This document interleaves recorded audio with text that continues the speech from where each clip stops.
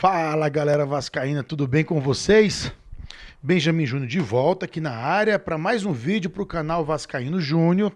Chega deixando aquele like marotaço aí logo no início do vídeo para ajudar a divulgar. Olha, divulguem esse vídeo aqui porque é mais um daqueles vídeos necessários que você não pode perder.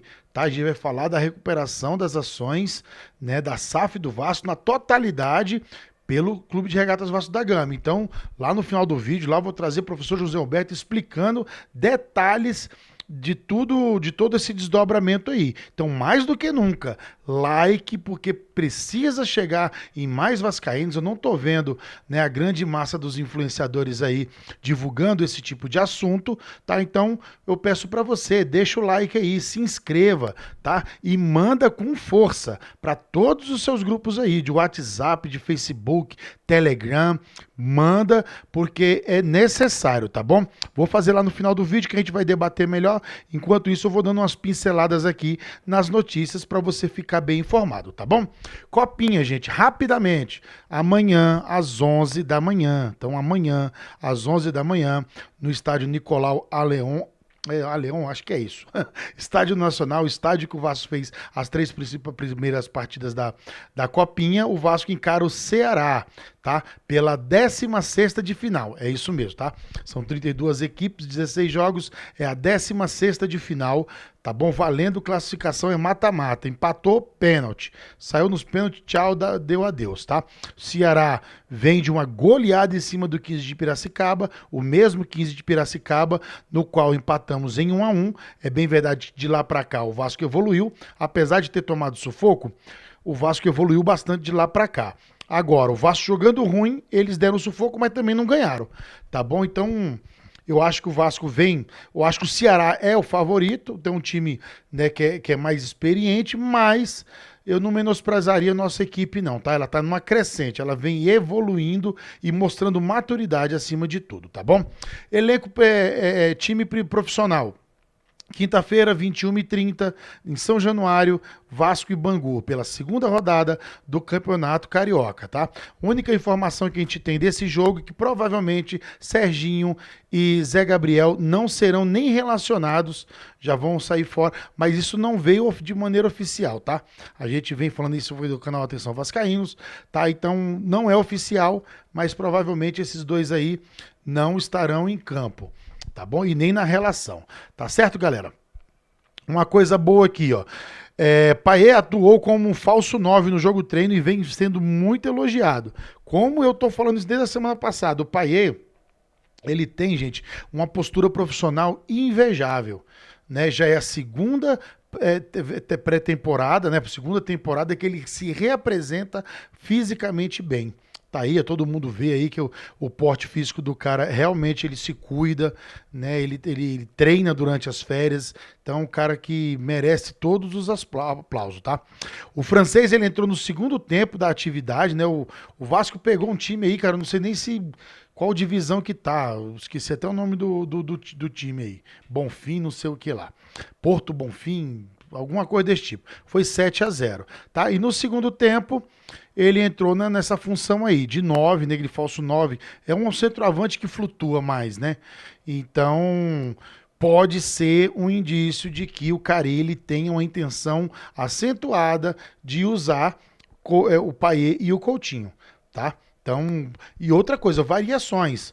Né? Vai ter hora que o Verratti vai estar bem marcado, as laterais ou quem o assiste vai estar bem marcado, então ele vai ter que ser sacado, porque não vai ser ele que vai resolver todos os nossos problemas, tá? Então trouxe isso aí, que eu acho que é uma opção bem bacana para a gente estar começando a variar. Temos peças, viu? No meio campo a gente não pode reclamar. O nosso problema agora são os flancos, tá? Esquerda e direita, a gente precisa de peças ali para compor. Mas quando não chegam, vamos trabalhando com o que temos aí, tá bom?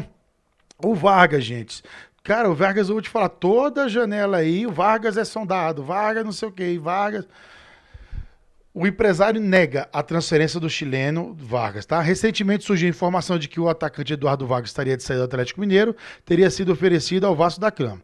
A informação diz que a proposta do jogador chileno foi analisada pelo diretor executivo Marcelo Santana, que levou o nome ao departamento de futebol, composto pelo coordenador Felipe, o técnico Fábio Carilli, o presidente Pedrinho e a equipe de scout do clube. Contudo, o Vascaíno Net foi direto na fonte e perguntou ao empresário André Cury, apontado como intermediador para a vinda do atleta à Colina, e ele foi categórico. Isso não é verdade. Então, ponto final, eu acho também uma loucura trazer o Vargas. Eu acho que ele não supriria a nossa necessidade. A gente precisa de juventude ali, cara. Acho que não, por aí não vai, tá?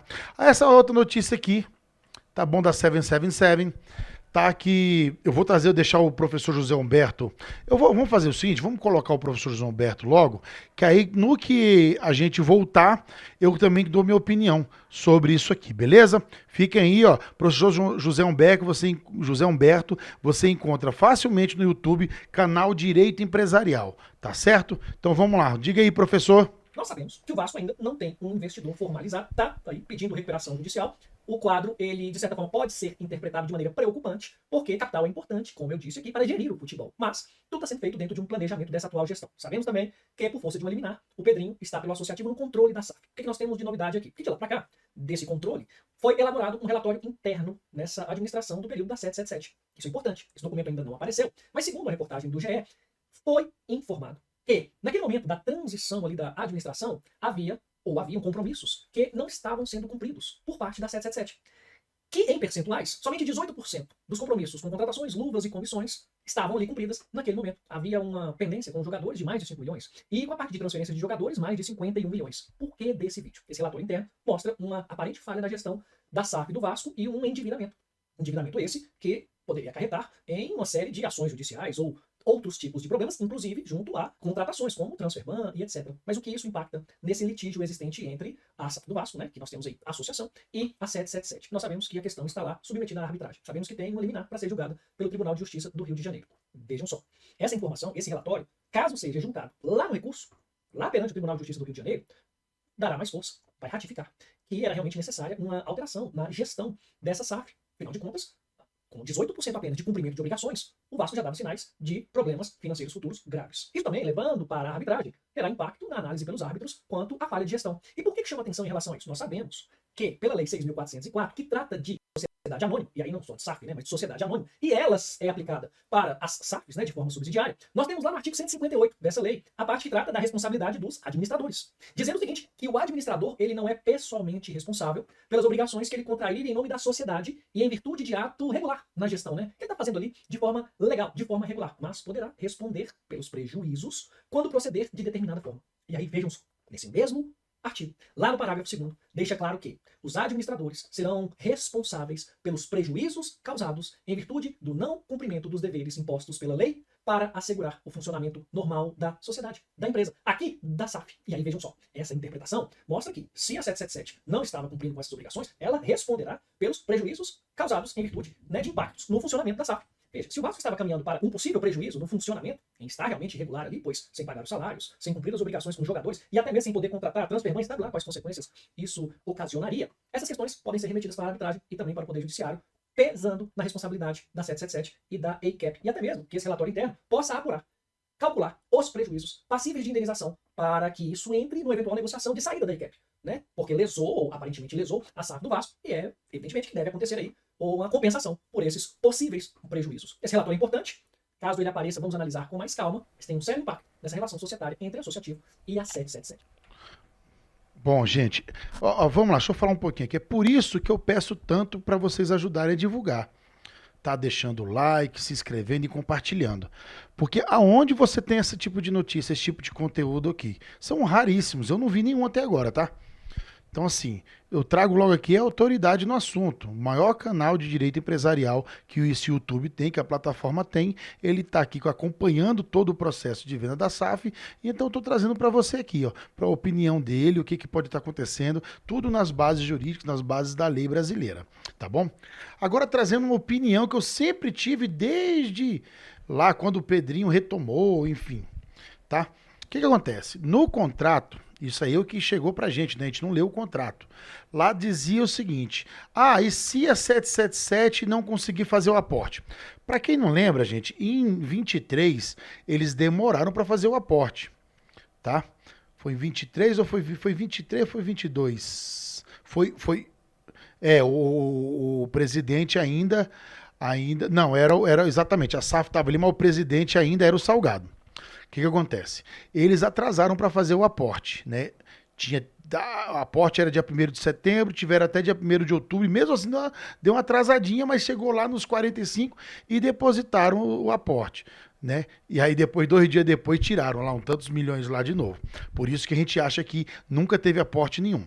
Então veja bem, o que dizia o contrato? No caso de não tiver o aporte, se o sócio, né, que está comprando ali, que está entrando agora, não depositar o aporte, o sócio minoritário, no caso o Vasco, poderia comprar as outras ações por R$ 1.000, né? E eu falei, por que até hoje não executaram esse negócio, gente? Estão aí na arbitragem. Não, se houve descumprimento de cláusulas contratuais, o Vasco tem que acionar, ué. Eu nunca entendi, foi isso. Tá? Então, eu acho que assim, seria prevaricar, inclusive, se você não levar para frente e processar esses caras. Se a ICAP assumiu, é problema deles. Falou, ICAP, desculpa, mas o cara que devia para você, aqui o contrato tá aqui. Cláusula 1, 2, 3, ele não fez, não depositou, eles não atacou as dívidas. Dos compromissos que eles assumiram, apenas 18% foram quitados. E olhe lá, e olhe lá. Tá? Então, assim, dívida de jogador ficou aí, aumentou a dívida de jogador com 54 milhões, né? De jogador, fora as luvas. Então, pelo amor de Deus, eles fizeram uma cagada aqui, velho. Foi muito danoso o que eles fizeram com o Vasco. Né? Poderia ter nos custado aí quantos e quantos milhões a mais, fora mais uma vergonha de rebaixamento. Então, isso não pode ficar assim. O Vasco tem que entrar na justiça, tem que pegar todas as ações de volta, porque vai conseguir, porque a 777 não fez nada. O Vasco possui um relatório, como o doutor José Humberto já falou e já trouxemos aqui, né, semana passada. Então tem que ir para cima.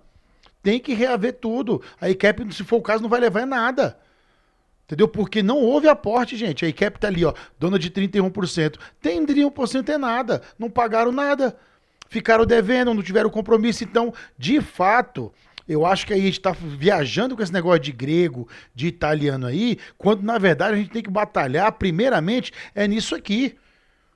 O Vasco tem que pegar tudo. E aí o grego vinha aqui e a gente foi negociar sem a ECAP, sem a 777. Então essa é a minha opinião. Fiquem atentos, gente. Não vamos ficar iludidos só com o grego aí. Vende logo, vende logo, vende logo nada. O que fizeram com o Vasco, alguém precisa ser apurado, alguém precisa ir para cadeia, inclusive. Mas nesse país a gente sabe que é bem difícil disso acontecer, tá bom? Vamos ficar ligados, gente. Curte, comenta aí, compartilha, se inscreva no nosso canal e a gente volta a qualquer momento na programação do seu YouTube aí, beleza, galera? A gente vai se falando, tchau, tchau.